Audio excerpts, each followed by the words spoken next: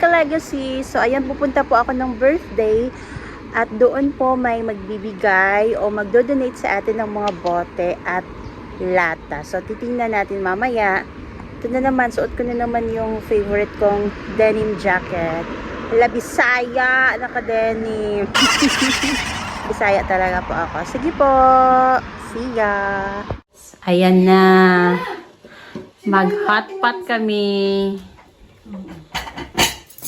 Sarap. Sure. Sarap yan. Ayan siya my birthday. Malangin dito. Yan siya my birthday. At sana yun? Magbigay din siya ng bote. Ayan o. Dami kayo. Thank you, te. Siyang may birthday, siyang may regalo. Ayan na. Thank you, te. Wow, she's blessed. Siya lang may diamond. Ayan na. Ayan o, may laing. Ah, sarap. Mga uragon. Sa Bicol. Ay, may ako sa Bicol. May mga relatives ako. Shout out dyan sa inyo, mga pinsan ko. Kamag-anak ko. Sarap.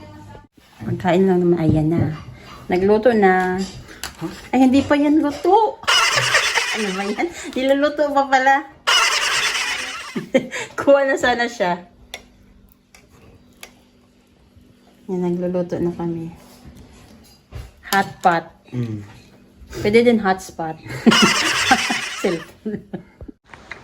So, pauwi na tayo. Galing po akong work. Sumaglit lang po ako dun sa birthday. Kasi may work ako. So, kumain lang ako dun. Tapos, pumunta ng work. So, ngayon, pauwi na ng bahay. So, ito ulit yung binigay na mga lata at bote ng ating birthday girl. Thank you, Ate Reggie. Maraming salamat.